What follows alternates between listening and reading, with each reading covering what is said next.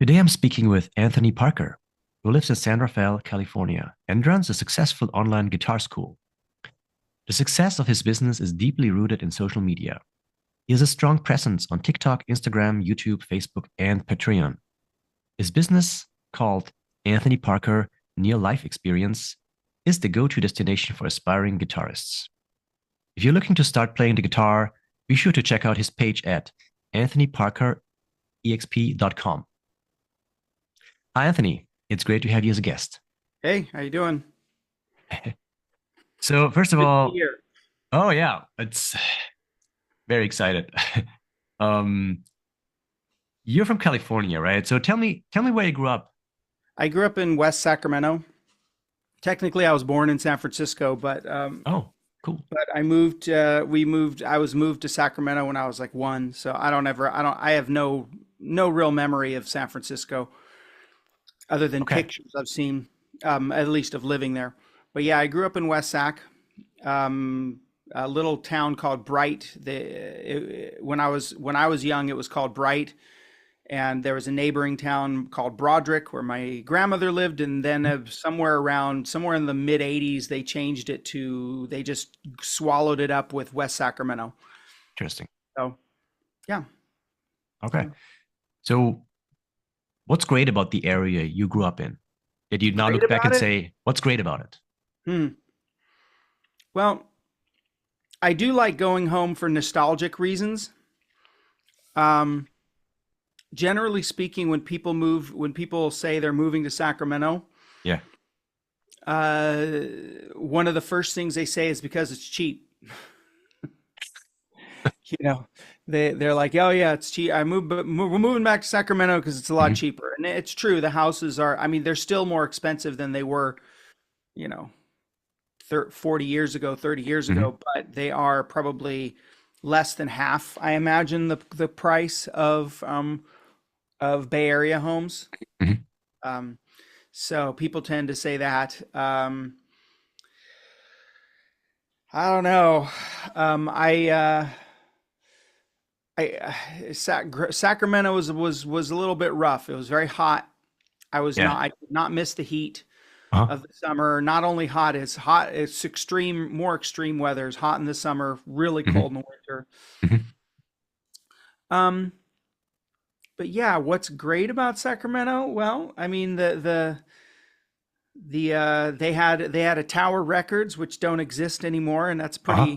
pretty iconic place. I think they had one of the original Tower Records. They had everything. They had Tower Records, Tower Mhm. Books, Tower Video, and Tower Theater.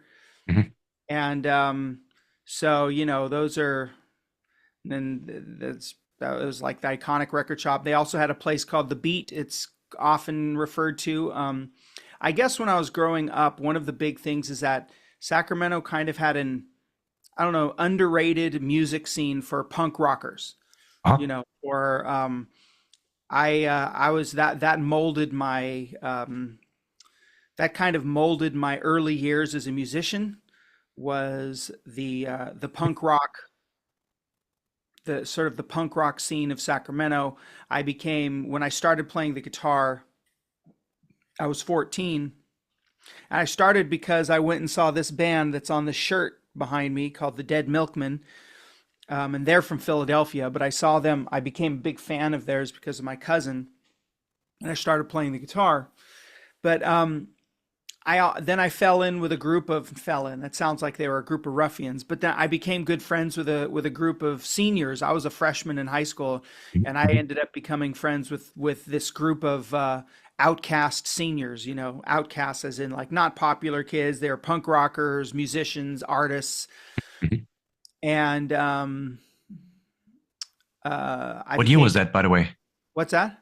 What year was that? Oh, let's see. I was in Sac High from 88 to 90. I only went for 2 years. Oh, I took a test and got out early. I took a special proficiency test that is actually around again. It was gone for years, but it's back. The California High School Proficiency Test. I took it and I got out. I didn't go to school as a junior or senior, which, on a totally different topic, I kind of regret. But it is what it is. Um, but yeah, as a so 1988, I think roughly, and these punk rocker friends of mine took me to see the Dead Milkmen in San Francisco one day, and that's where it like clicked that I had to play the guitar. People, a lot of my fans on the social media sites, they actually, some of them, it upset them to learn that that's where I was inspired to play guitar. Yeah. They were thinking, oh, he must have seen like Led Zeppelin live and decided to play guitar, or he must have Yeah. seen Eddie Van Halen live and Yeah. decided to play guitar, or something like that. Some great, amazing guitarist. And I'm like, yeah, it's this punk rock guitarist who basically was like, at best a mediocre guitar player, or at least he was a functional. He wasn't mediocre. He was a functional guitar player, but he was nothing flashy. His solos were nothing special. They were what they were to be part of the music, which is punk rock, which is fast but not Mm. immensely complicated music. It's surprising that they actually had solos. Yeah, well, I know exactly, and they did have solos, but they were really, And I remember when I was 14, when I was learning how to play the guitar, I remember trying to figure out how to play their solos. Now I could listen to it and play it easily in a few seconds, Yeah. but back then it was like, well, how do I do this? But So would it be fair to say you discovered your love for music by listening to the Dead Milkman? no, no, I wouldn't say No. that. Oh, But okay. Where did it start then? they were definitely my first favorite band. Uh-huh. Uh-huh. Like, or at Okay. least from a band, like as I started to get older. No, if you want to sort of look at how my musical tastes, how my love for musical started, you got to go back even further. I Yeah, let's played go there. I played the piano when I Uh-huh. was around 8 years old until I was around 10. And I actually I have an early memory. I think I was probably seven and a half or something. And in fact, I may have even played piano as early as seven. I don't remember exactly, but Mhm. I was around the time I was seven and a half or so. I went to a party, and it was one of those things where my parents dragged me to some a grown up party that they went to, and there Uh-huh. happened to be a kid who lived there, and the kid was a little older than I was, and he played the piano, and he sat Mhm. down at the piano and played, and I was awestruck. Wow. I Yeah. was just like, "What is this sorcery?" You Yeah. know, my God, this is amazing. And it touched me, and I was like, I got to do this. And I was like, Mom, I Hmm. need piano lessons. So that was where I first started. And then I was interested in classical music. Do you remember what he played? Did he play something pop or classical or Classical. It uh, was called the Suzuki method. Very uh, very standard music piano method called Suzuki, which actually does a lot of learning to play by ear. What makes mhm. Suzuki good is that it helps you have a really well trained ear, which I do, and I owe it a lot to that. Um, but the downside of Suzuki is a whole nother trade. I don't want to get into the negative. So Right. anyway, I have a lot of thoughts about the Suzuki method, but it's a very popular method for guitarists and violin players, especially. Or it's not guitarists, sorry, piano and violin. So I played piano. I had like five or six tapes of classical music, and I used to listen to those. Stuff like, I remember as a kid, I used to listen to the Peer Gynt orchestra, the Peer Gynt suite by Grieg, Edvard Grieg, which is mostly known for the Hall of the Mountain King. Uh-huh. Uh-huh. Famous song, everybody knows it. The whole suite is just amazing. And I had like Mozart, I had Handel, I had all this classical music. And I used to listen to it all the time. And you And played also, along to it, or did you listen to no, it no, and no, no, I was reproduce it? never that good. I was never Uh-huh. that good. My big goal as a piano player actually was to play Fur Elise by Beethoven. Mhm. Mhm. You know Fur Elise? Yeah. Yeah, everybody knows Fur Elise. I wanted to play Fur Elise by Beethoven, and I kept asking my teacher, You know, when can I play Fur Elise? yeah. Go ahead. Go ahead. And she was like, well, the middle section of Fur Elise is really hard. So that's like level 4 or something. And I was in like level 1.5 or 2 or Mhm. whatever. Mhm. I ended up quitting piano before I ever got good enough to play Fur Elise. But I kind of did, at that point, I wasn't really, things changed. My piano teacher retired or something. And then I Mm. got a new piano teacher who was this really mean guy that I didn't like. And so Uh-huh. I stopped going. And I started playing baseball, and I went on this whole thing on the baseball. So Yeah. I took a detour away from music in Okay. general. So you played But piano between 8 and 10, I played inspired by piano this. between 7.5 and 10, Mhm, and mhm. also, my brother played me music. He played me music by this guy named Frankie Lane, who most people know his song, "Rollin', Rollin', Rollin', Keep Those Doggies Rollin', Rawhide." It's this famous old. It's kind of Western music, but I was a kid and I was like, "That's Yeah. neat." Yeah. And of Yeah. course, Michael Jackson. Michael Jackson was my first obsession, but I was, 9 or something, or 8 or something like that. I was probably in third or fourth grade when I was for about 7 or 8 months. I was obsessed with Michael Jackson. So these were all kind of feeding into my overall sense of music. And then, of course, I listened to music in the '80s. I loved, I loved a lot of the music from the early '80s, and because there was a lot of very eclectic time of music. If you really think about it, people talk about it as being kind of cheesy, but when you look at the Mm. music that's happening, it was very eclectic. There was, rock and roll was making it on the charts with like Van Halen and the Police and stuff like that, and then pop with Michael Jackson, and then sort of Huey Lewis, which was kind of a crossover. He was rock and roll, kind of bluesy rock, and there was a very wide variety of different types of stuff. And then there was the new wave. There was, bands like The Cure and Depeche Mode and all this new wave stuff. And then, of course, like I said, at around 12 or 13, I became obsessed with the Dead Milkmen, and then Mhm, I mhm. play, and that's when I grabbed the Yeah. guitar and started playing. So how did you learn how to play the guitar? I taught myself. Uh-huh. My After that concert, I went home and I told my mom. After I saw the Dead Milkmen at the Fillmore in San Francisco, Mm. home and I told my mom I want to play the guitar, and I knew that she had this old classical guitar sitting around the house, a Mhm, mhm, nylon mhm, string guitar, mhm. and she gave it to me, and she's just like, yeah, here, go start learning. And she also had this book called The Complete Guitar Player. Uh-huh. And now this book is important in sort of my overall story because it was where I got because I learned with this particular type of book. In fact, quite frankly, it was the only book that ever worked for me. Interesting. I've bought, over the years I've bought Mm. dozens of guitar instruction books. I'm not Mhm, talking about mhm. song books. Song books are different than guitar instruction books. Yeah. Song books, like, it's got you buy a Pink Floyd song book and you look at the chords and you whatever. Mhm, An instruction book that's trying to mhm, teach you how to play. I just could not ever, my brain didn't work that way. I would look at the mhm, pages mhm. and I would just sort of like gloss over, and I wouldn't really be able to make heads or tails of kind of what I was looking at. It would be confusing to me. So I just, I mostly learned by ear. But this one book worked really Mhm. well. And the reason it worked really well, and this is what I used, this concept I used, because he did, I mean, it's not like he can copyright a way of, it's just a way of writing out songs. And it was arrows, it was chords, it would tell you the Yeah. chord, Yeah. and he wrote the beats at the bottom, one, two, Mhm, three, mhm, mhm. four. And he had arrows strumming, little arrows that would tell you Yeah. an arrow Mm, going mm, down and mhm, strum the mhm, guitar mhm. down, an arrow going Yeah. up and strum the guitar up. And then also he would put the downbeats or the upbeats in between. So it wouldn't just say one, two, three, four. It would say one and two and Yeah. three and four and, which are the eighth notes.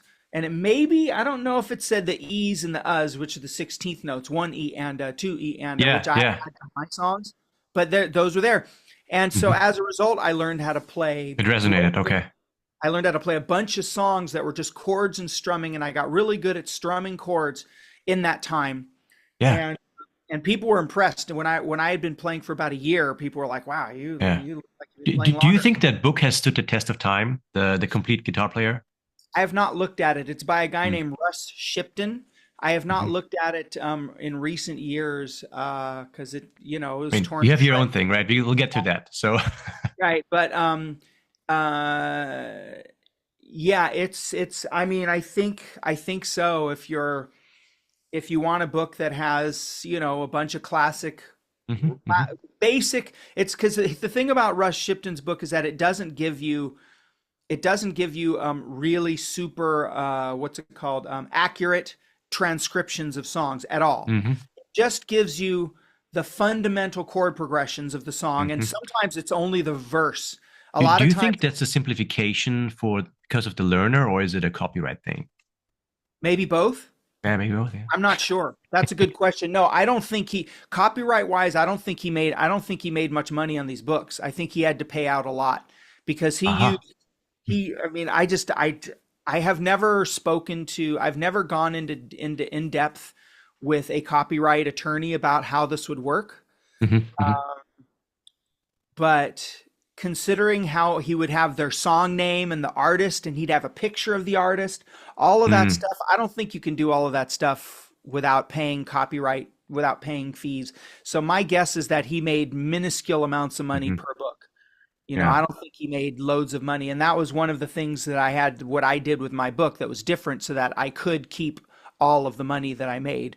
That That sounds okay. I love where this is going, and let's get back to the book a little bit later. Let's maybe jump into your business. The Anthony Parker near life experience. Yes. Tell me about your business. What is it, in your own words? Okay, so I think of myself as, I don't like to think of myself as just that guitar teacher, online guitar teacher guy, because there are gazillions of them. Hmm. And I mean, when I came into the fray, when I entered the fray, there was already so many, not just online guitar teachers, but big ones, like with, Hmm. there with millions of followers and so many videos out there. Every time I do a video on a song that, there'd be like 50 other videos. I would use their videos to learn the song. So anyway, I didn't want to just be that guitar teacher guy. I wanted to do something different. In fact, you really go back, I didn't want to do guitar teaching at all. It's kind of kicking and screaming. I Wow, mean, I am a fascinating. guitar teacher. Yeah.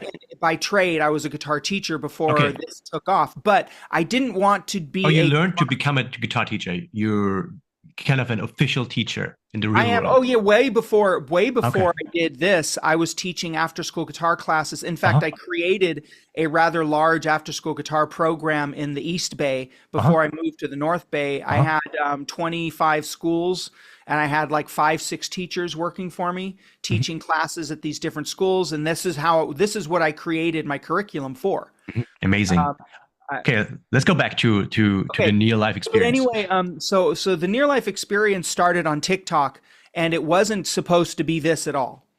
It was not supposed to be guitar lessons. It What wasn't. year are we on? When did it start?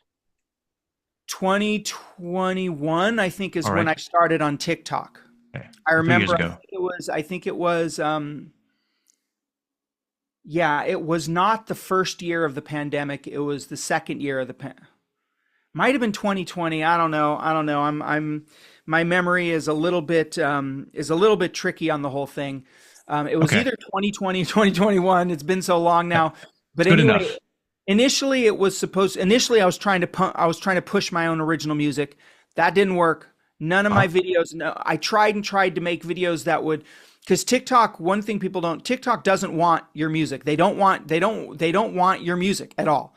They don't want to, in fact, they don't want music in their videos at all.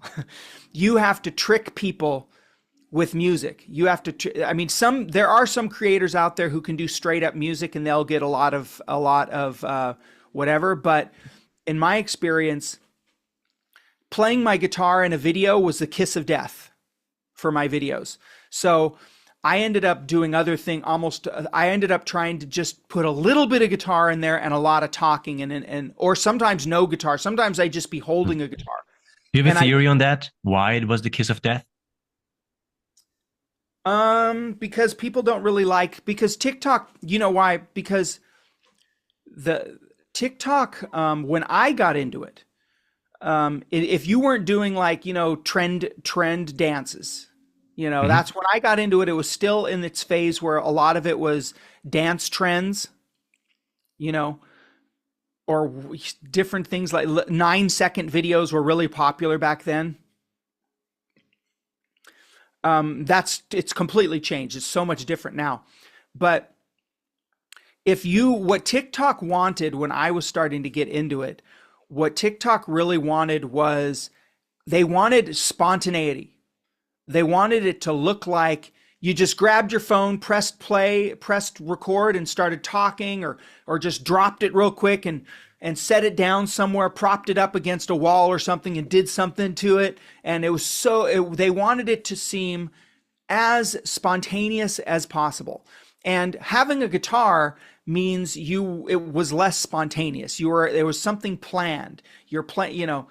And so people, and the only time when I was first starting out, the only time a guitar or a piano, an instrument at all, got any traction is if they were doing a funny song, singing funny lyrics that were really, really super clever.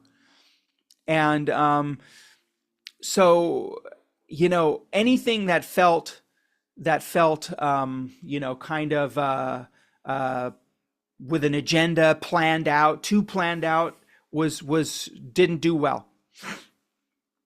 So, and then of course I discovered also that one concept that did really well was when you have yourself talking to yourself as two different people, where it clips back and forth. You're here, and then suddenly you're over here, and you're having a conversation back and forth with yourself as if you're two people. So, what content did you have at that time? Like, what did you want to publish?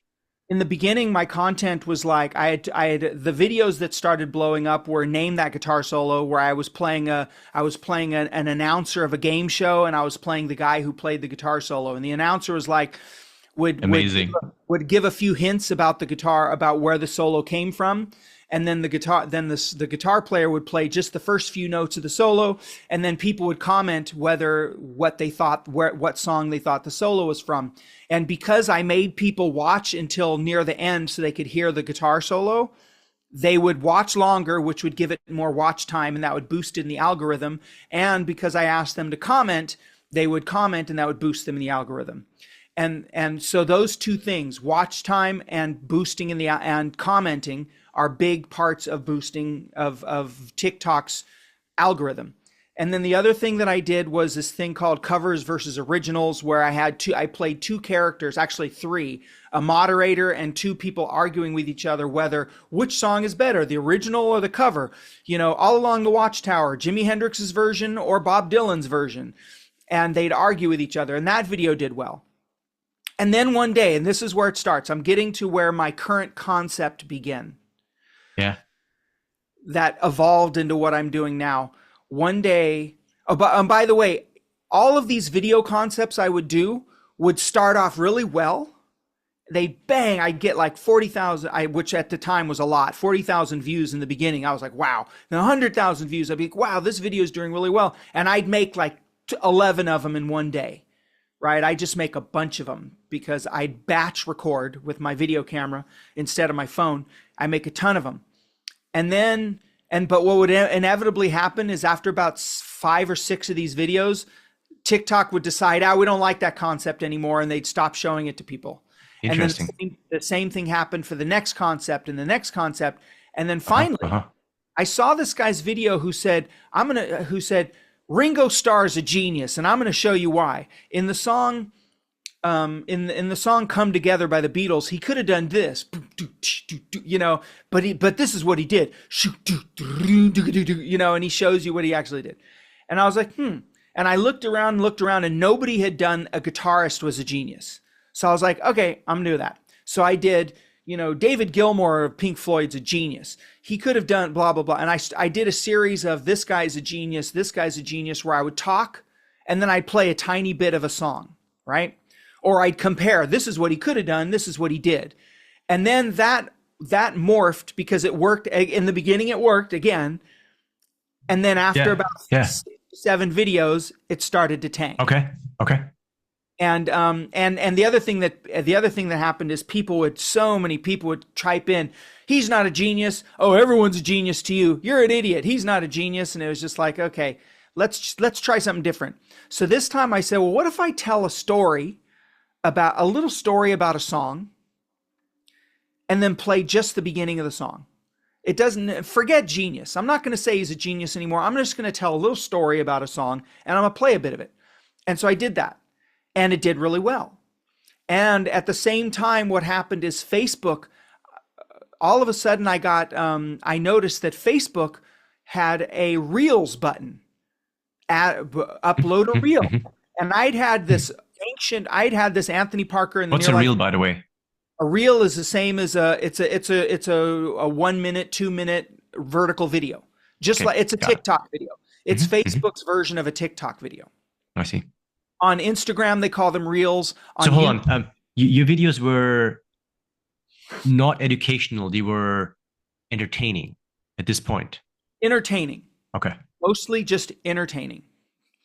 Um, and then and Facebook, I got to bring up what happened with Facebook because that Yeah, brings this yeah. all Please, together. yeah. So Facebook started. Facebook suddenly had a Reels button. Post your Reels, and I was like, well, I have this Anthony Parker Near Life Experience channel. Why don't I post my Reels there? Okay, what the hell? So I just started posting everything that I had been posting on TikTok. I just I had so many videos in the tank on my hard drive because unlike a lot of TikTokers, the major at least maybe 65% of my videos I was recording on a little Canon camera and they were on my hard drive. There were a large percentage of my videos that were also TikTok only where I had recorded with the TikTok Uh-huh. thing on my phone. Hmm. But I found a website that helped you can download those videos from TikTok, but when you do, they have the watermark, and Facebook was warning against posting anything with it became evident later that you didn't want the watermark. But anyway, suffice it to say, you can download TikTok videos and post them as well. So I downloaded my videos that I recorded directly onto TikTok and I posted those to Facebook, and I used my hard drive and I just mass batched post. Mind you, that channel, Near Life Like, Experience, how many per day? oh, probably 3, 4 videos a day. Okay. I had so many. I was just like, well, let's just boom, boom, boom, throw Yeah, them in. yeah, yeah. And Anthony Parker Near Life Experience on Facebook, mind you, had like 800 followers. And I got most So of that those was your business account already It was on my Facebook. business account Yeah, on Facebook. yeah. And I mean, I had like 800 followers. I had created that account for my original music, and the reason I Uh-huh. even had 800 followers is because I spent probably a couple $100 on ads Yeah. on a video I made of a song that I wrote. I have some pretty cool videos of original songs and one cover song that I wrote. And that's what I was doing before I was doing TikTok is I was creating these 2.5, 3 minute videos of these songs, original songs of mine. So Mhm. they never did any good. Unless I ran an ad for it, and then slowly I'd get new followers very slowly. So anyhow, I was sitting around 700, 800 followers. And all of a sudden I notice on Facebook, I'm getting notifications, like tons of notifications from Facebook. I'm like, what's going on? So I start going on there and I look in my Anthony Parker Near Life Experience channel on Facebook, and it's like 1,000 followers, 1,200 followers, Wow. 1,500 followers, Okay. 1,700 followers, 2,000 followers, 25. And I'm like, whoa, okay, okay. So I just go full, I start posting everything onto Facebook. And I'm still posting on TikTok. And then I get and this is important, then I get a message from Facebook that says, join the Reels Play bonus program and make money on your Reels. I was like, what? And I ignored it.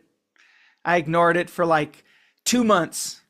And then finally I was like, because on TikTok I had gotten on what do they call it? The original creator fund, I think they called it, which was paying me like at this point, because I had maybe 80,000 followers on TikTok or 90,000, I don't know. They were paying me with the creator fund. I would make like $1 a day, maybe $2 a day, something Beautiful. like that at most, right? And so I was like, oh, this BS, or it's Facebook money that you can only use to buy, random weird novelty items on. I mean, this is super interesting, super crucial because you had the negative experience on TikTok. They only paid you $1, and then you thought, okay, Facebook is probably going to be the same, right? Totally. So that's why you waited 2 months to join Yeah, it. Okay. I ignored it.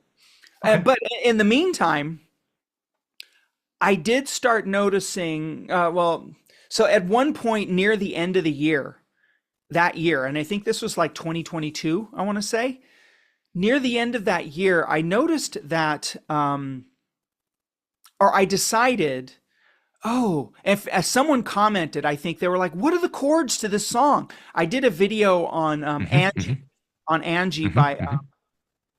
by the Rolling Stones, and someone was like, "What are the chords?" So I reposted Angie with the same video, but I added chord boxes. So Okay. when I was Yeah. playing the song at the end, I had chord boxes showing you what chords I was playing, Yeah. and and that was, you know, it didn't explode or anything, but I think on Facebook it did though. That Angie video Mm. did really well.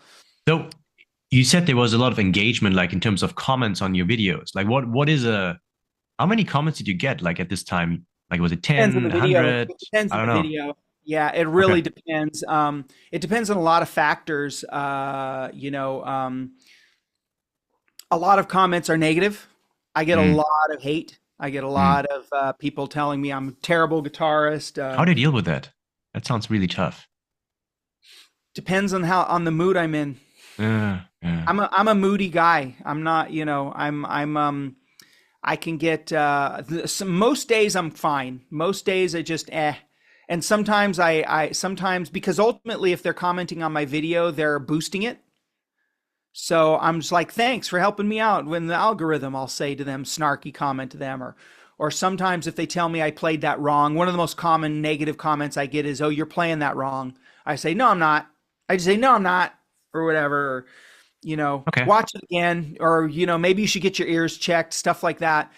Overall, the best. I've learned that the best way to deal with it is just to say thanks for commenting or to Yeah. ignore. Yeah. Nowadays, I mostly ignore.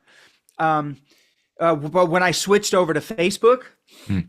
the negative comments got nasty because TikTok, they've been doing it so long. TikTok Reels have been going for so long that it's like a game. It's like a game on TikTok where they're just like, let's needle this creator and he'll needle me back and we'll go Ooh. whatever, right? It's Okay. like a game. On Facebook, however, when Reels first started appearing, people didn't know what to do with that. They didn't understand what was going on because Facebook is older people. They were my age. So they didn't understand. They were like, they didn't know what to do with these weird reels. What's this reel doing on my Okay, that's Facebook feed? interesting. So you actually you created content for a different audience on TikTok, which is younger audience, and then you took that content and put it on a platform with an older audience. Yeah. Super interesting. Okay, keep And going. that was but that brings me into the whole so yeah, I learned quickly.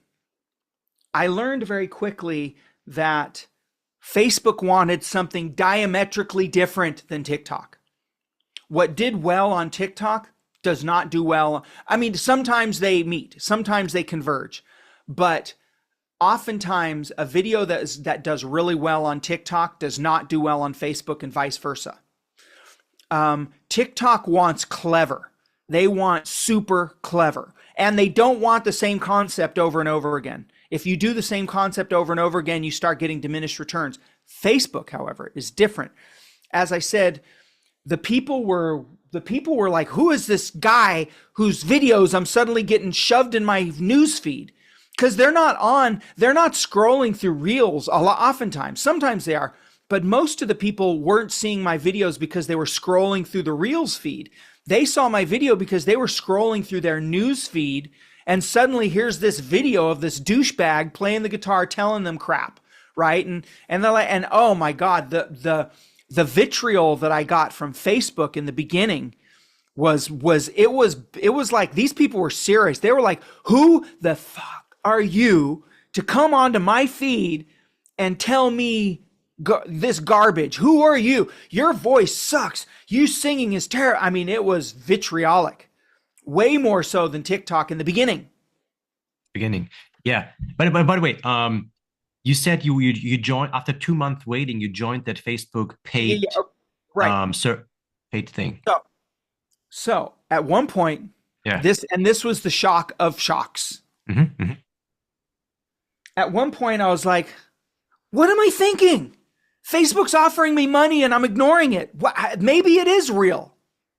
So I went in and I searched in a panic. I searched all through my page and through all the settings. I scrolled back through the notifications to try and find that notification. And finally, I found bonuses in my Facebook page. And I was like, okay, there it is. And I click on bonuses and I say, yes, activate or whatever it was. I don't know what it was. And within like an hour, within 2 hours, it said I had earned like $700. Ooh, wow.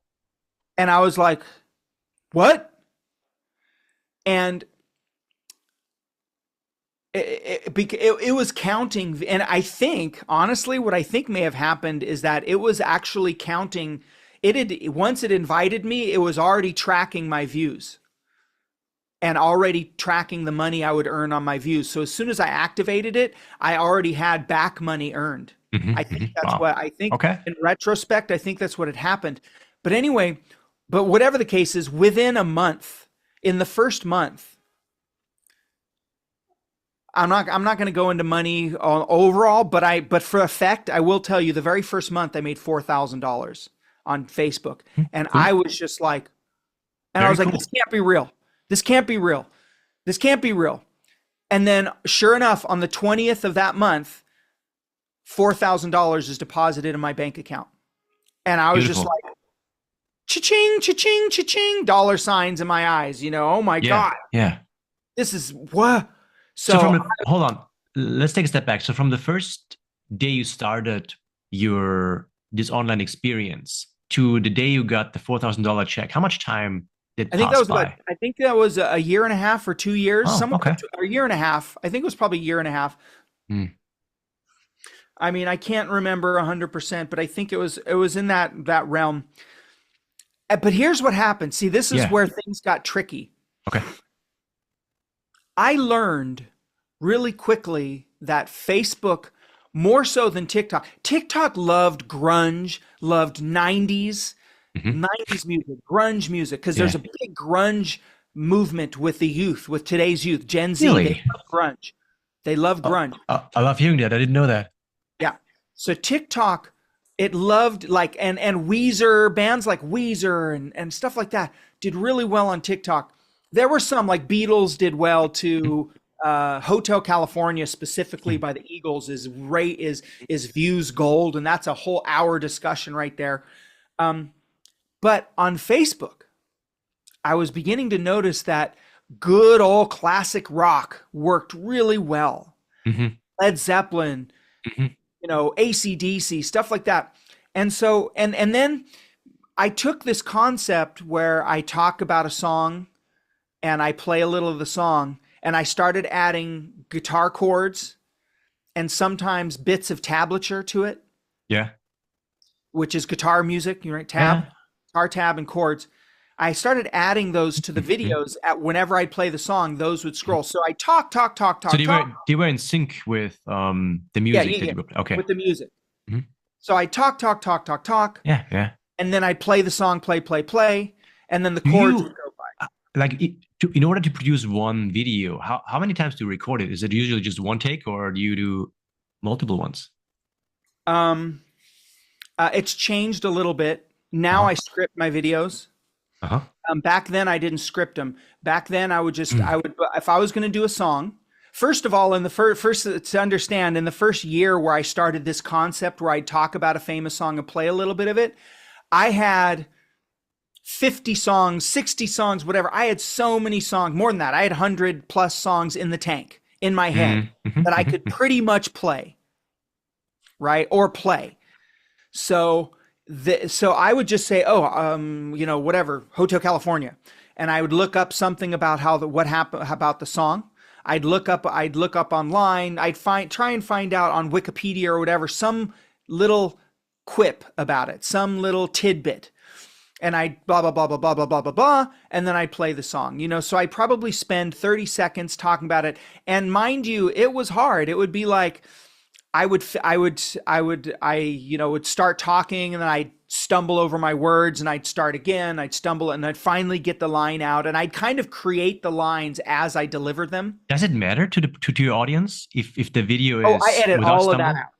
I edit all of that out. Okay, okay. I edit it down to a straight narrative. What do you use to edit it? What kind of software? Final Cut Pro. Okay, fine, cut. Okay. Um, Oh, by the way, you talk a lot about known bands and songs, and you talked about you dropped the word earlier in our conversation, copyright. What? How big of an issue is that on the social media platforms? TikTok, it's becoming more of an issue. It's tricky when Uh-huh. you only play. See here, and then here comes yet another benefit of my concept.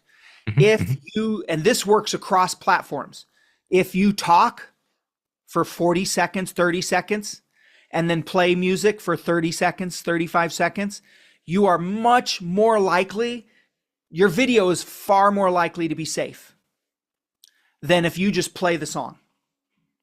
If you just get on and you play a song, a famous song, it's much more likely that TikTok or Facebook, YouTube, of course, is the worst of all.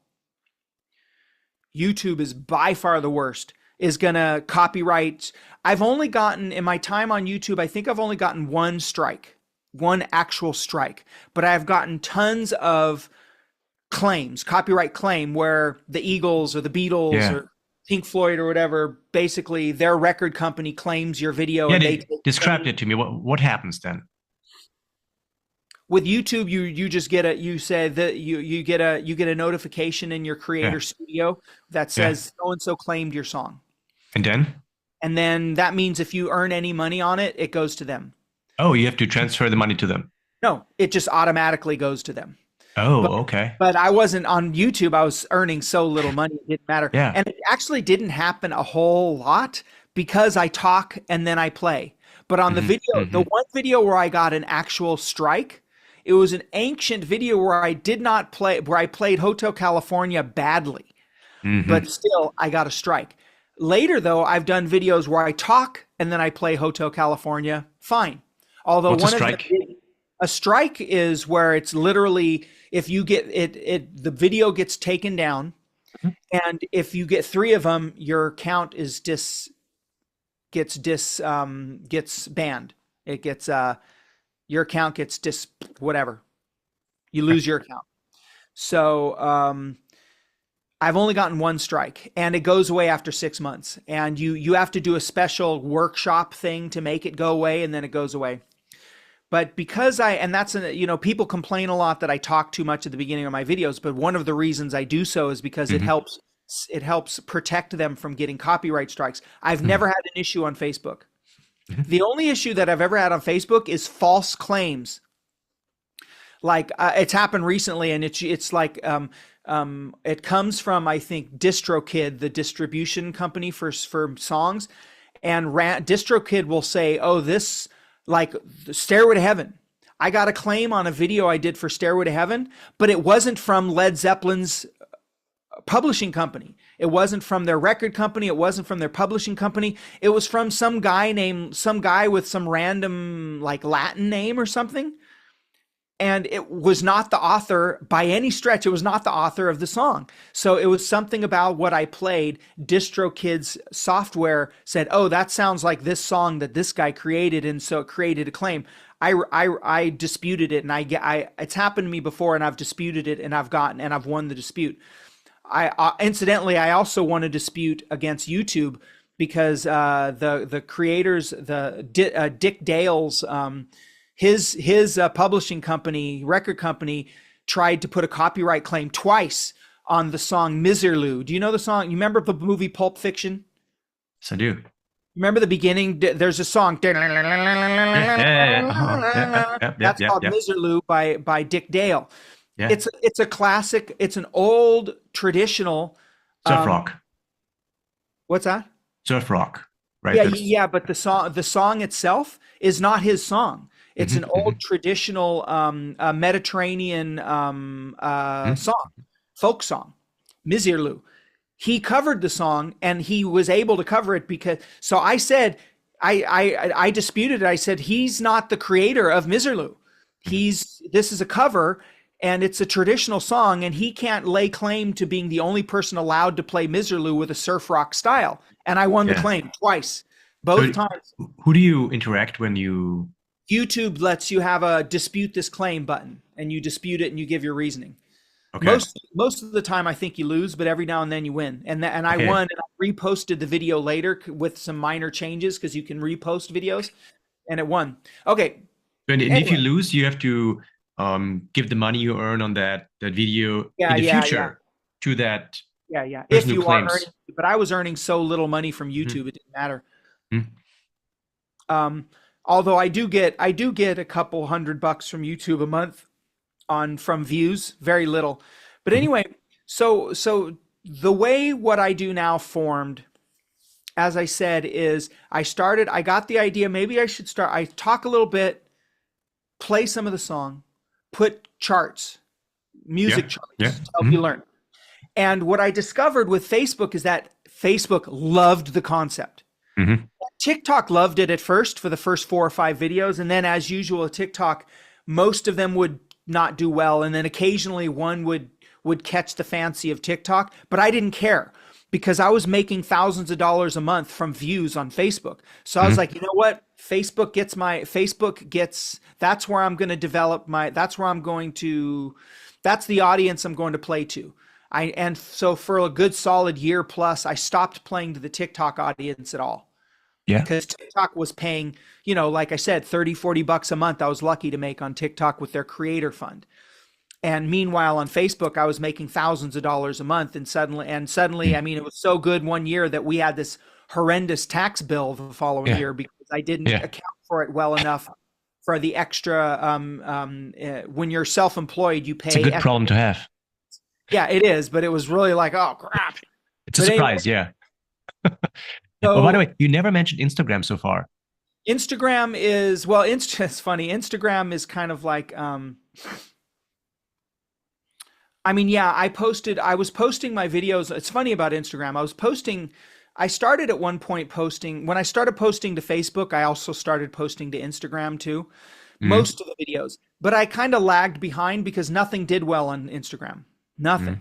Mhm. None of Mhm. my videos, it just the Reels algorithm on Instagram did not like them until they did.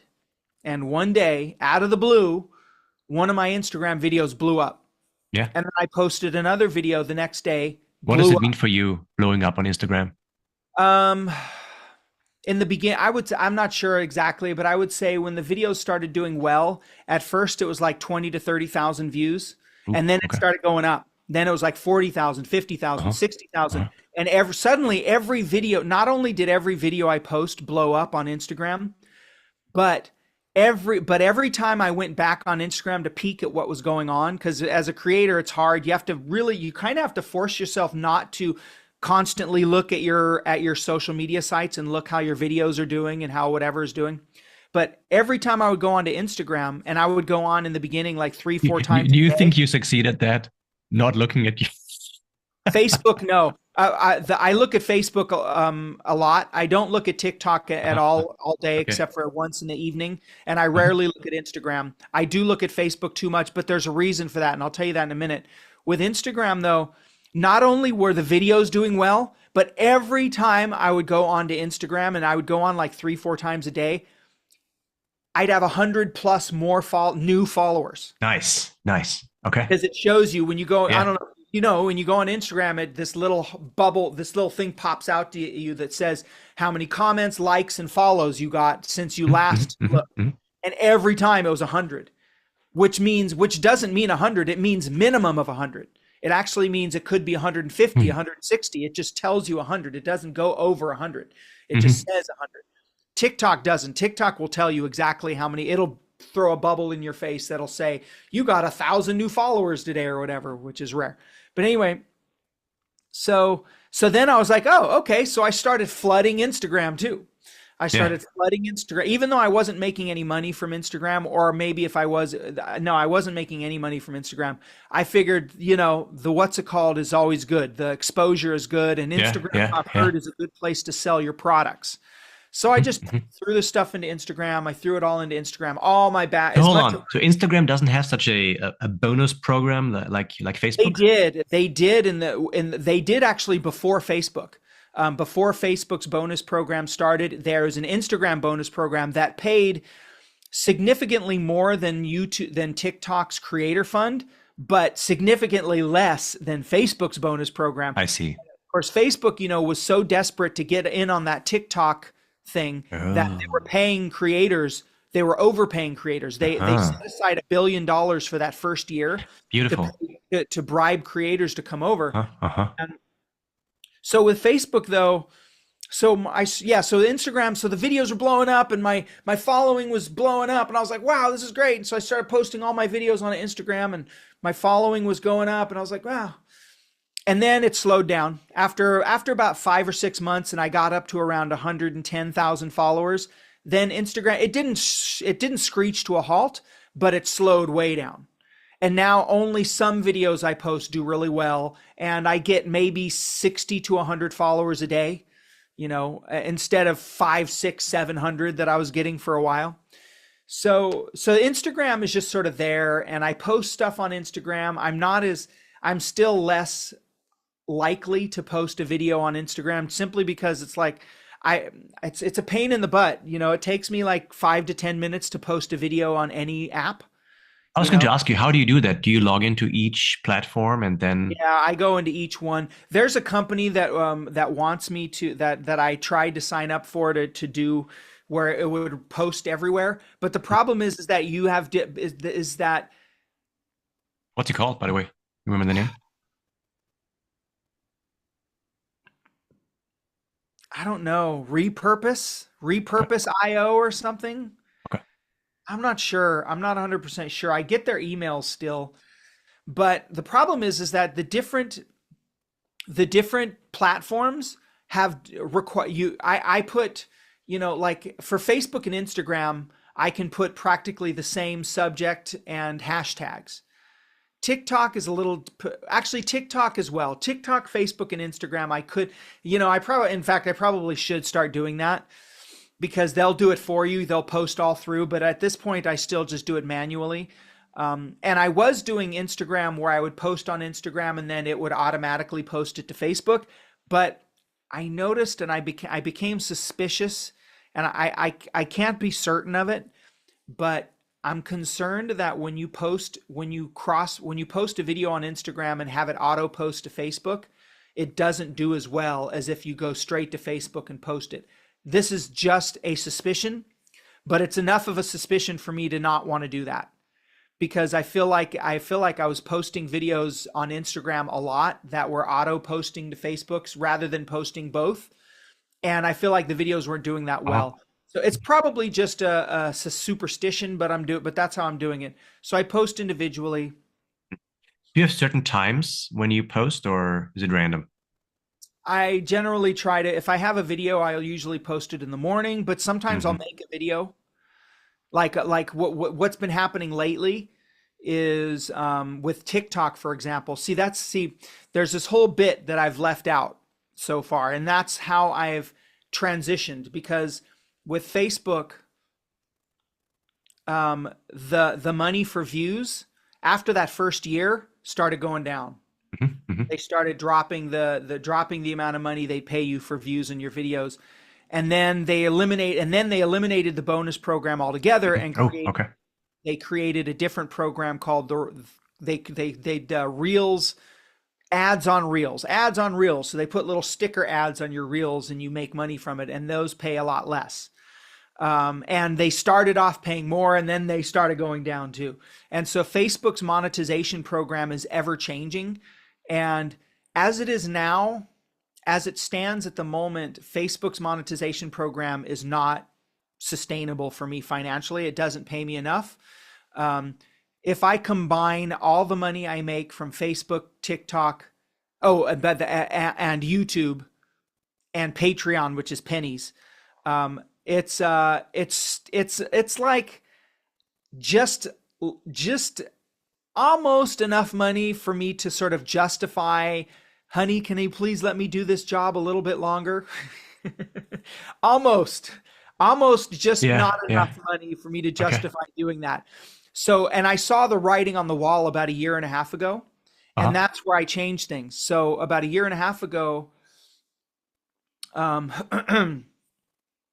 I hired this guy named Anton who, who, and in that time, he really encouraged, he was like, you got to push, I know, he was like, you got to push the guitar instruction thing. You got to push courses, your book. Let's get your book for sale. And I started with just getting the PDF of my book for sale, and it did pretty well. But then then I put the physical book for sale, and I showed me with a picture of it. Hey, here's my book on Facebook, and like 100 copies sold in like 3 or 4 days. And I was like, wow, okay, there's a demand for this, and all because of him, because he was able to set it up on we use Squarespace, which kind of Hmm. sucks, and I wish we didn't, but it's at this point it's kind of too late. But he set me up with what happened here. Oh, I see. He set me up with Squarespace, and or he set me up with Shopify. So he Hmm. set me up Hmm. with Shopify, and So we're looking at your anthonyparkerexperience.com page right, now. right, right, So and that up was in the new. right corner. Anton convinced you to do that, or did you have that before? I already had the website Uh-huh. up and I had the PDF for sale, but Hmm. he spruced it way up. He spruced it way up, and and then I put the physical book on there, and then and that started selling, and all of a sudden my So books that's the started merch selling. here. That's under merch. Like Yeah, is yeah. it Rock First one Heroes was or that Rock Heroes. That was the first one. yeah. And that started selling. And next thing I knew, I was making enough money from selling my book because of Facebook ads, because of videos I'd post talking about it. I Mm-hmm. was making enough money from the face from that book to supplement what I was making from video views, that things were okay again. Things were starting to hit a point where, like, okay, I can survive on this. So Hani allowed you to continue. Yeah. Great. And well, it's not like she ever said otherwise, but Yeah. my feeling is I need to make X amount of dollars, but I need to match what I was making teaching guitar. Yeah. By the So, way, and did you only start the online stuff because of COVID because you couldn't do it in person anymore? Was that like the catalyst? that was definitely a one of the things that pushed me to do more on there. Um, because yeah, I had to, that first year on when COVID hit, I was teaching on Zoom, and I hated teaching on Zoom. Mm. Mhm. Um, but so, so then I started, yeah. So I created this book, the book started Rock selling, Heroes. Mhm. Rock Heroes started selling, Or and tell me a little bit in a couple of sentences. What is in Rock Heroes? Like, Rock Heroes is a comprehensive guitar instruction book that gets you kind of to the point of being a high intermediate player, like on the cusp of advanced. Now, if you had asked me 2 years ago, I would say it got you to advanced. mhm. But that's because I was teaching kids who were, most of my students were between the ages of 7 and 10. Once I started learning more about how adults perceive learning the guitar, Yeah. and older kids like teenagers, I Uh-huh. realized that I could no longer say that my book got you to the advanced level. It was more like intermediate plus level. So Mhm. we changed it. We changed the cover to say that it gets you to intermediate. And then but it teaches you how to play chords, it teaches you how to strum chords. I use the arrow system with the beats written at the bottom of Mhm. the measures, just like Russ Shipton did in his old books. And unlike his, one of the things I did, which I'm fairly certain I'm on solid ground and it's never been an issue at this point, is I would teach the basic chord progression of a famous song, but I changed the name of a song. See, there's a thing called fake books that jazz players use, and fake books will have Oh, okay. a fake book will have the chords of all the classic jazz standards that they play, that they need to know, but they'll change their name slightly. So, like, there's a famous jazz standard called the A Train. They change it to Train Downtown, right? So I put Let It Be in my book, but I changed the name to wise words. And I changed and it's just the basic fundamental, just So like what Russ Shipton you did. changed the lyrics. Basically, you I created didn't new put any lyrics. lyrics. There's no Oh, lyrics. It's just the chords. okay. I see. Okay.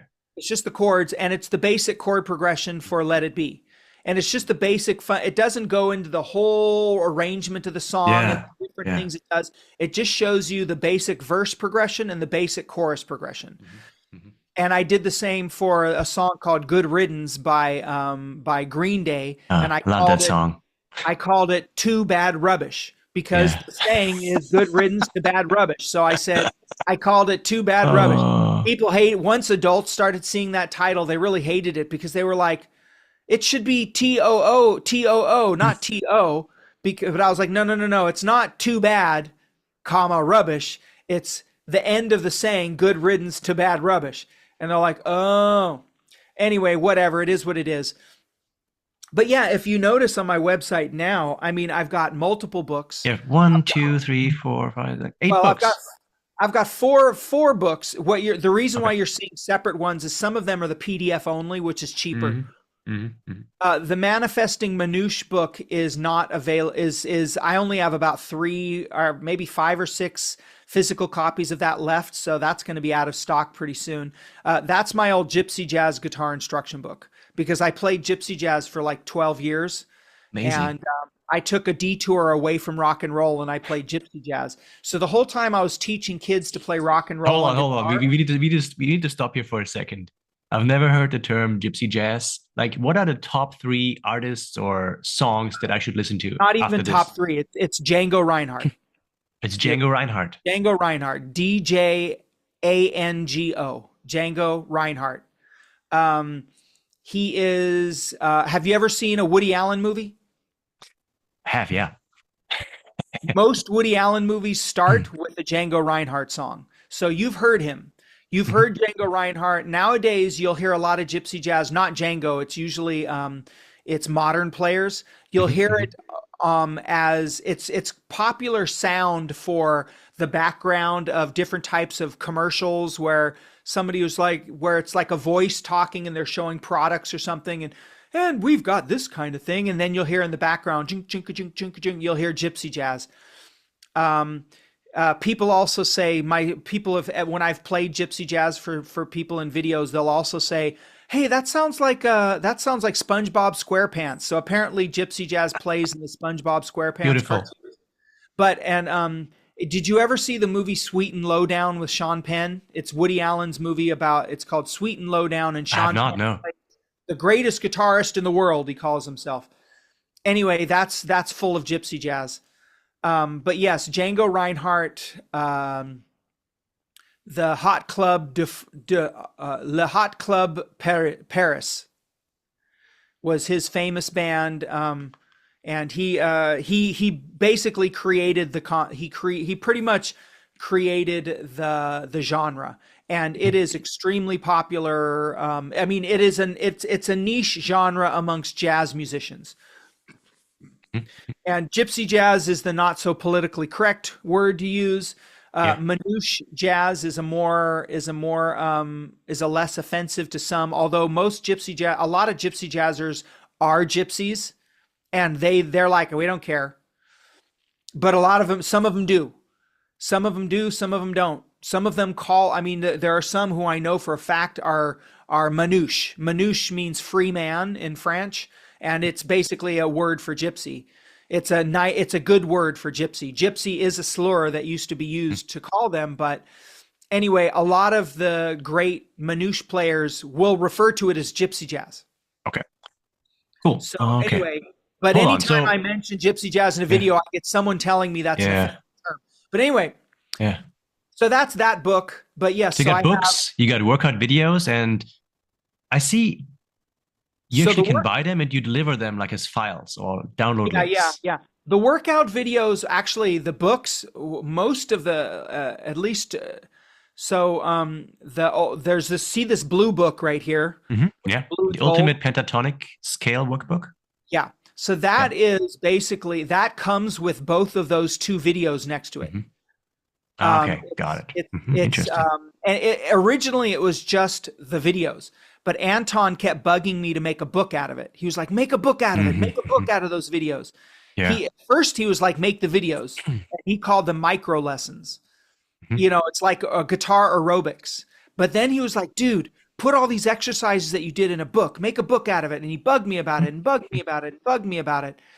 And at first, did I do the pentatonic first? I might have done the finger style workbook first. I'm not sure. But in any event, the pentatonic workbook it's exploded. No, I did the finger style workbook first because I created the video and then I made the workbook all at the same time. And it did better. It did better than any of the other videos that were just standalone videos. And I thought, oh, you know what? Maybe he's right. Maybe I should create a book for the videos. So then I did the pentatonic workbook video and that workbook, and that's become my biggest seller right now. Mm. My biggest So seller. I'm taking away from our conversation so far that you have been experimenting constantly over the last couple of years. Everything, constant, everything is an Mhm. experiment. Beautiful. I don't feel like I've ever, if you, I, in fact, in some ways I am a little bit, I don't want to call it burnout, Mm. but I'm a little bored with the current concept that I've been doing where I talk about a famous song and I play a little bit of it. Yeah. So I've been experimenting with how to make that more interesting. Mhm. And things have changed. See, that another thing that happened, another thing that happened. The other thing, it's not just experimenting; it's also adapting. So recently, in about a year ago now, TikTok um, TikTok started what they called the Creativity Beta Fund. And the Creativity Beta Fund was like their Creator Fund, except paid a lot more and paid like Facebook. In fact, it paid almost as much as the original Facebook Reels bonus did. So all of a sudden I was torn. I was like, "Oh man, now I got to make videos that are good for TikTok as well." Hmm. And because TikTok didn't like my Facebook style videos, those would get maybe 30, 40,000 views at most, except every once in a blue moon. And so I started coming up with concepts that were more geared towards the TikTok audience because TikTok videos were paying better, way better all of a sudden. And so it's like I have this schizophrenic thing going on where it's like, well, do I try to please Facebook or do I try to please TikTok? And so I'm constantly finding a balance. And right now I've created this concept where I'm doing both. I'm doing this one type of video. I have this kind of video, this new concept that works really well on TikTok for the time being, where I'm playing a teacher and a student. And the student is always is the student's like, hey, can you teach me how to play that one song by Led Zeppelin? And the teacher's like, oh, what song? And the student's like, I can't remember the name. And the teacher's like, oh, well, maybe it's this song. And the student's like, no, maybe this song. And I play a little bit of it each time. So, and then in the end, the student's like, oh yeah, that's the song. And then I try my hardest to come up with a funny little punchline right at the end of each video, which is kind of stupid because only like 30, 40, even on a video that gets 1 million views, only 30, 40% of the people watch to the end. How long are Anyway, your videos, by the way? How long are those videos? right now, that type of video that I just described to you, Yeah. those tend to be about 2.5 minutes long. Okay. Um, but the video where I talk and play a little guitar, Hmm. my sort of bread and butter classic Facebook concept, right now those are about 1.5 minutes or just Wow. under, because Facebook's Reels max is 1.5 minutes. Uh-huh. If it goes over 1.5 minutes, it becomes a video, not a reel. And the Uh-huh. video pays you on a different scale. And currently, I think, although it seems to change a lot, currently the ads on Reels money is better than the in-stream Mhm. video ads money is. And the in-stream video ads is the ads that play in the middle of a video. But the little ads on Reels are the ads that either play right at the end of a video or it's a sticker ad of a reel, not a video, a Mhm. reel rather. It's confusing, but that's how it is. So Have you seen competitors come up in those years you've been doing it? when I first started doing this, it was there were almost no guitar. Not only were there very few guitar instruction related TikTok videos or short videos, not only were there very few, but people would comment on my video and say, "What are you doing, dude? I'm scroll. These are shorts. You scroll through videos. You're not searching for a video. You're not gonna do well making guitar instruction videos." And that makes sense on the surface. That yeah, it doesn't make. Why would you make a guitar instruction video that's a reel or a short or a TikTok when people scroll through them? Yeah. But things have changed. Things have changed because for Facebook in particular, that's why Facebook has been my bread and butter, because Facebook doesn't just show you the video when you scroll through when you go into their Reels thing. Facebook will show you the video when you scroll up through your newsfeed. So that's why Facebook is my videos do best on Facebook. And in fact, on TikTok, the concept that I do where I talk to myself and I'm the teacher and the student, I don't even put tabs in those anymore. I don't put tabs in those videos. And those do pretty well on Facebook. They do really well on TikTok. And the new trick that I've come up with, and I'm playing with this for the time being, is on TikTok especially, but also on like Instagram or YouTube. If someone comments, "Hey, I love that one song you did," right? Because I'll do like 3 or 4 songs before the one where they're like, "Oh yeah," before the one where the students like, "That's the song, that's the song." There'll be like 3 or 4 songs where I'll play a snippet of them. And someone will comment in and say, "Oh, I love that song," or "I love this song," or "I love that song."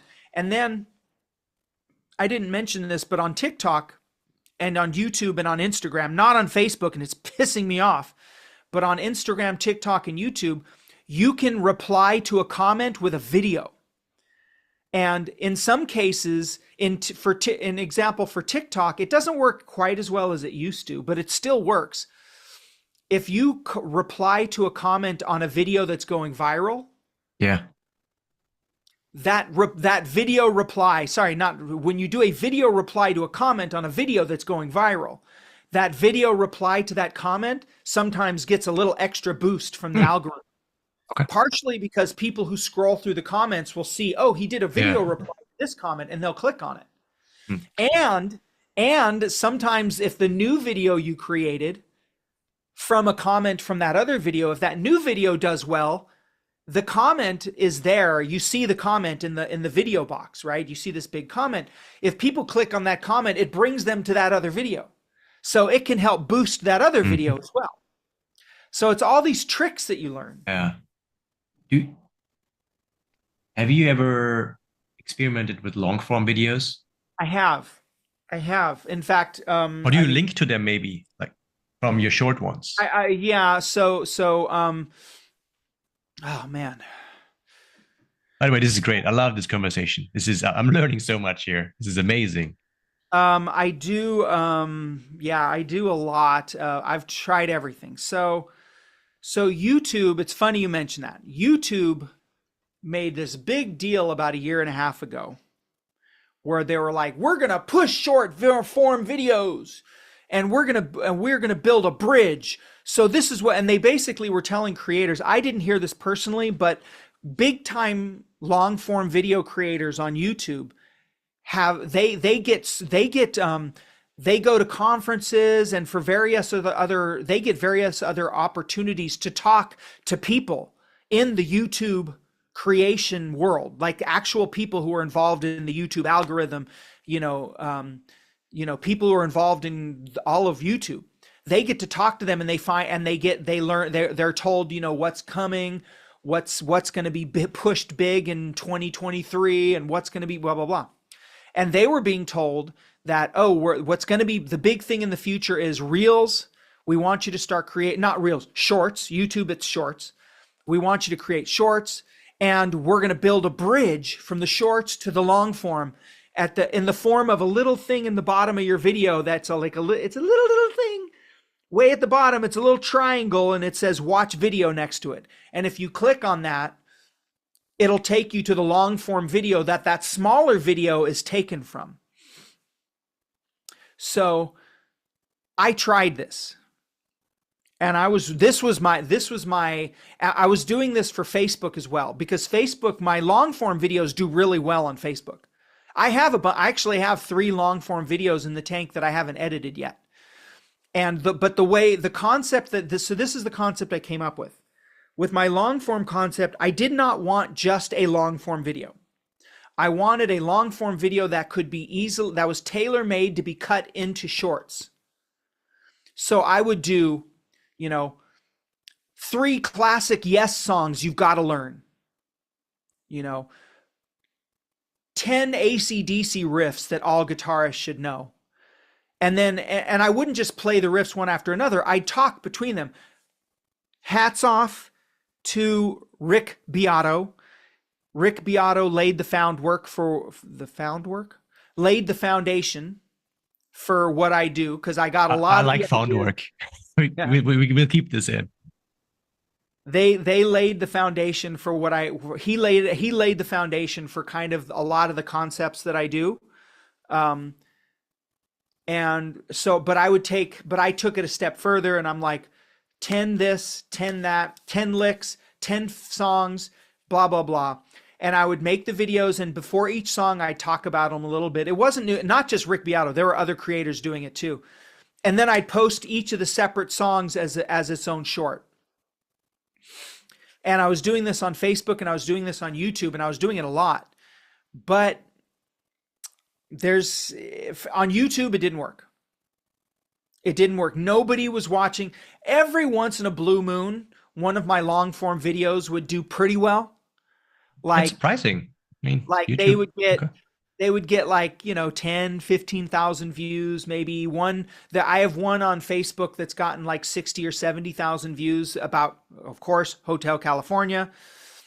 And that one's constantly going up because there's always someone searching how to play Hotel California. Always. So, but that one's not monetized anymore. The Eagles people, they claimed it. So now all the money for that particular video goes to them. Doesn't matter. It doesn't But make it's still money. there. You still have it on your It's not channel. blocked. It's just claimed. It's claimed. Interesting. So, so I was doing that, and I was doing it for Facebook. I was same thing. I'd post a video, 5 Tom Petty or whatever, 5 this guy songs that you should know. And then I would post this shorts afterwards, one after another. But it's really hard to do. Long form videos take a lot longer to edit. And then my shorts aren't ready to, those shorts that I want, they're not ready to post until I finish the long form video. So I have to spend all this time creating a long form video. And it was just a headache. And I was just like, screw this. This is not my cup of tea. And on top of that, Facebook, which was the only place that it was working at all, Facebook started diminishing the pay for in-stream ads, which are the ads on your long form videos. That pay started getting diminished, started going way down. So I was like, and like, let's say I do a video on Tom Petty. Let's say I do a video on Tom Petty, and it's 5 songs by Tom Petty you should learn. Maybe the long form video will do okay. Maybe it'll do pretty good on Facebook. But then I'm stuck with 5 straight shorts all about Tom Petty. And that's not, I want to spread it out. It doesn't work well. People start commenting, "Are you just doing Tom Petty now? What the heck? What happened to," they want other bands. They want variety. So I realized, okay, the only way I can do this is if every video is not based on one artist, but rather, and then I have to come up with a theme for each one, like 5 fingerstyle songs you should learn. And there's only so many of those you can do, and they take a long time to edit. So I kind of went back towards, let's move back into a direction of something a little bit different. Okay. And what I'm doing now is actually kind of similar, because I create this teacher student, and a lot of those are like, teach me that Led Zeppelin song, or teach me that Pink Floyd song, or teach me that. So your sweet spot is between 1.5 and like 3 minutes. That's where your videos are. Okay. Hey, man, this conversation is just Late, and I got work to do today, but I got 2 more questions. Do you have time for? okay, go ahead. Okay. One is very self-serving. I have this podcast, a certain value, and on which social platform should I be with it? It's long form, right? It's only audio. Based on your experience with the social platforms, where should I be on or where should I stay away from? And how should I present myself on these platforms? Just some general ideas. Well, first of all, if you're just audio, I think Hmm. you should do video too. Why? I think you should do the video of your podcast as well. That's in my opinion, Okay. because video is a big deal. YouTube, I mean, I don't even know what podcast thing. I mean, my honestly, I don't even think about. I don't ever listen to podcasts that are just audio. I only ever watch them. Yeah. And I watch them Yeah. on YouTube a lot. Interesting. I Okay. watch them on YouTube a lot. I used to watch a lot of Joe Rogan's podcasts, not as Hmm. much Hmm. anymore. I watch I now like right now for whatever reason cuz see one of the things I'm doing, I'm spending a lot of time putting books in packages and mailing them. A lot of time, more time than I'd like. Operations. So when I do that, when I'm prepping my books to mail, I'm watching stuff on YouTube. And one of the ones the last week I've been obsessed with these two guys that are talking about the old Superman movies, and they're breaking them down and talking about just random different stuff about these movies. So I just watch these, and I'm watching them. It's two guys, and they're just talking about it. And it's like this. It's Zoom. They're on Zoom with each other. And then there's another guy. There's an actor of this guy who was on a TV show in the '90s, and he interviews famous actors. He interviews mostly it's not pretty nice actors, not like the A-listers who are really stuck up, but more like not necessarily the biggest A-listers, ones who had a big thing happen at one time and were well known for a certain thing. He'll interview a lot of the Star Trek cast. He's had ex Star Trek cast members on his show a lot and stuff like that. And he's a geek, he's a geek boy. He loves all that stuff. He loves Star Trek and Superman and Mhm. comic book moves, things like that. So I see a lot of that on YouTube mostly, and on TikTok a little, mostly YouTube. I think YouTube is the prime place for video content, video podcast content, and it's Uh-huh. not just. And that's the thing, and it's not just. So what you do is this. I think I could be wrong, and you might need to do a little more research on this. I think in a lot of cases they go live. It's a live feed. They do the podcast live, and then they go back and then they cut it into pieces and post it as pieces. And it's Yeah. just basically like a Yeah. podcast. And they post, then they go through it and they say, "Oh, this was a really juicy part." And they'll give it a title. They'll title it the specific thing they talked about during that little juicy section. And they'll post parts as short as a minute and a half, 2 minutes. I see that all the time. I Anything see else you could think of?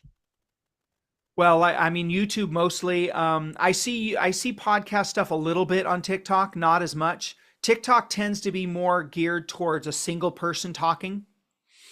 Um, Instagram, I don't know. I don't know. I don't watch Instagram a whole lot. I don't scroll through their videos a whole lot. Although if you scrolling through your feed, if you're scrolling through Reels, not so much. But if you're scrolling through your Instagram feed, you do see some podcast stuff from occasion on occasion. But yeah, I would say by and large, YouTube is where the pot is where it's real. I mean, my feed, my little not feed, my I don't know what you call it. My the home page I go to on YouTube where they show me thumbnails of all the different videos they think I might want to watch. It's half of it's podcasts. Amazing. Okay. It's just Zoom, two people, or sometimes it's people in the Yeah. same room, but it's podcasts. So interesting. Okay. So you say YouTube, maybe TikTok, do it live. Okay. Thank you. Now final question. How do you deal with AI? Do you use AI tools? My so let's see, AI. I don't really at all personally, but Anton, my main work partner, he uses AI. He uses it to write ad copy.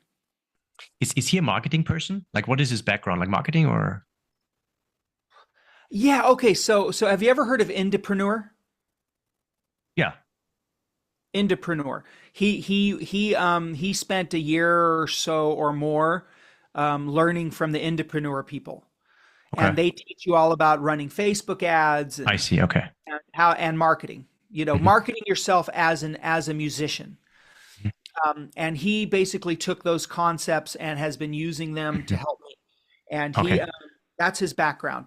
Now, but Okay. he's also young and he knows his stuff. He knows computers. I mean, he knows computers like on this like it's a language for him.